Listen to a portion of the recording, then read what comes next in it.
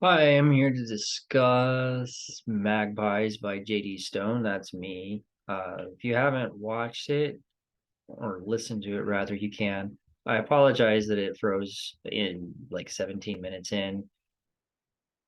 I'm not a YouTuber. I just write. Why did I do this? Um, because it's mine. I wanted some place to put it, some place to direct it where people could experience it. Because it's not in a lot of places, and if art isn't experienced anywhere, does it actually matter? I don't know. I mean, I wrote it. It's done something for me, I suppose, but you can't do anything for anybody else if it's not out there. So here's another way for it to be out there. I'm also here to talk about it because I want to direct you towards Aaron Michael Ritchie's series, The Juniper Wars, because that's where this story comes from. So about this, how it came to be. I read, well, at first I met Aaron Michael Ritchie at a writers conference, and I got onto his Facebook group. And from his Facebook group, he advertised that he wanted people to read an advanced reader copy or ARC for his book, which was then called Dandelion Iron. And I volunteered for that. And at the end of it, it was just a great book, amazing book, sci-fi, Western, steampunk, YA, everything awesome, just piled in. It was just gorgeous book. Takes place in Colorado. And at the end of it, it said that there were going to be short stories released by other authors that would take place in the Juniper Wars universe. And that sounded so cool to me. I was like, oh, I want in that. And so I messaged him and I said, is this something that's like invite only or are there tryouts? Because I would love to try out. And he said, no, it's invite only, really, but go ahead and if you've got a story, write me something, shoot it to me. I'll see what I can do. And that was way more than he should have done. Honestly, he was being way too nice. But he wanted to encourage new readers, and there is every reason to believe that I was a terrible writer and then they wouldn't pan out. And so he would just gently say no, and then would be fine, and everything would be because unless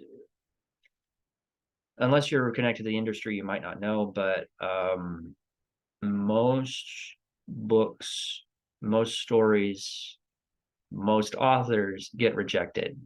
It's a lot. Like when I say most, it's not 50% or 51%. It's more like 90% get rejected, rejected, rejected, rejected, rejected.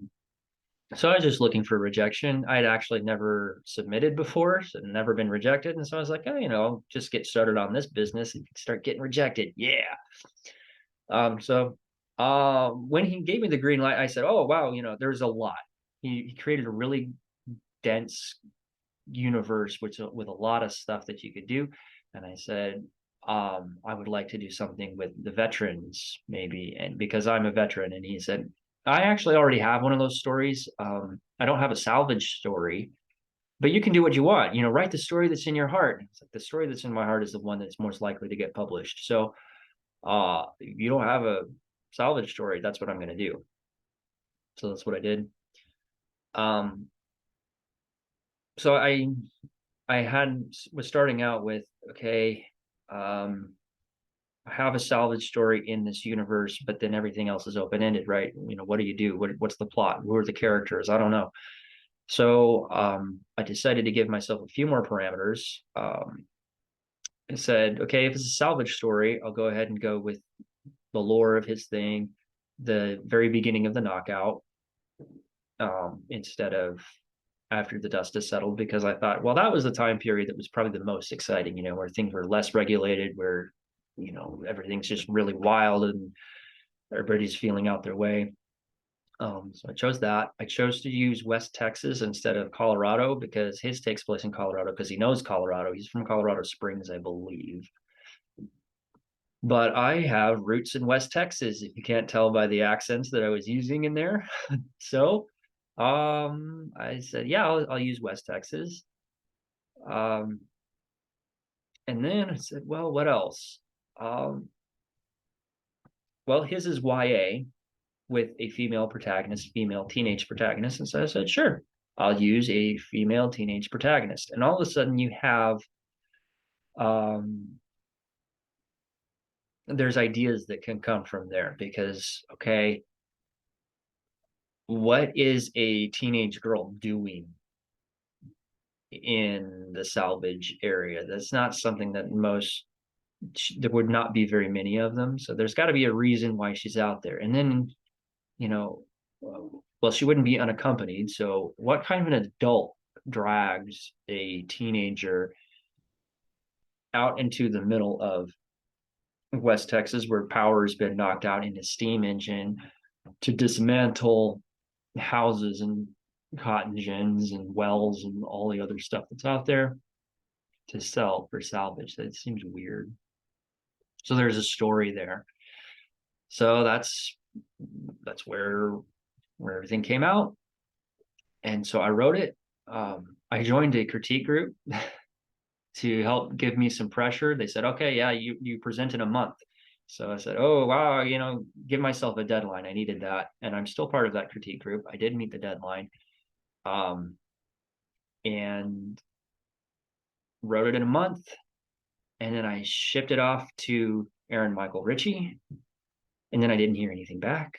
And I figured he's busy. And then I didn't hear anything back. And I figured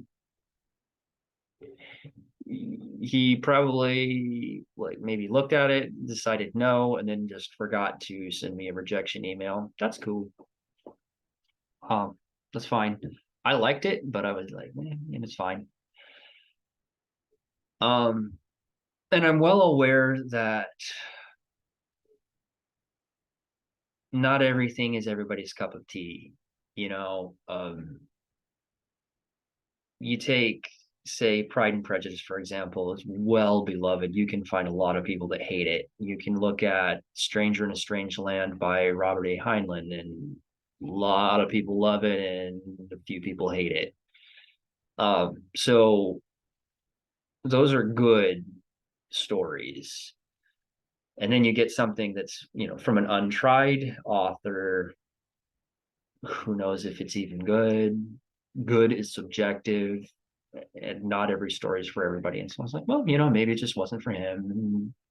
It's his universe. He can say what he wants, and it's fine. So, no harm. It's good. Well, 2 months, I think, after I submitted it, I got an email back from him, and he said all of the things that a new author who just submitted wants to hear. He said, I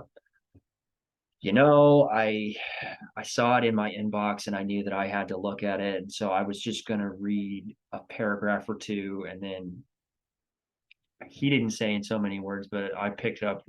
Then I was just going to reject it because that's all you need. You just need a paragraph or two and you can tell if it's what you want or not. And he said, I just couldn't stop reading. I read way too late. And I realized actually, after reading it, that's an hour. It's an hour long. That's a long time. A long story. He said, but he said it was perfect. It was the tone. It was the right characters. It was all the right archetypes, all the right tropes. Fits my story perfectly. So if you listen to that story and you liked it, you should check out Juniper Wars. It's now called Armageddon Girls. I'll try and link it, I suppose. But yeah, go find it on wherever books are sold. You know the site. You know where to find the book. And Aaron Michael Ritchie, Ritchey. Yeah, it's cool. So yeah, he said he loved it, and so he took it. I think he did have a lot of other authors who posted a wide range of stories in different genres and stuff that all do fit in that universe, but he liked mine. So I hope you enjoyed it, and see you next time. Thanks.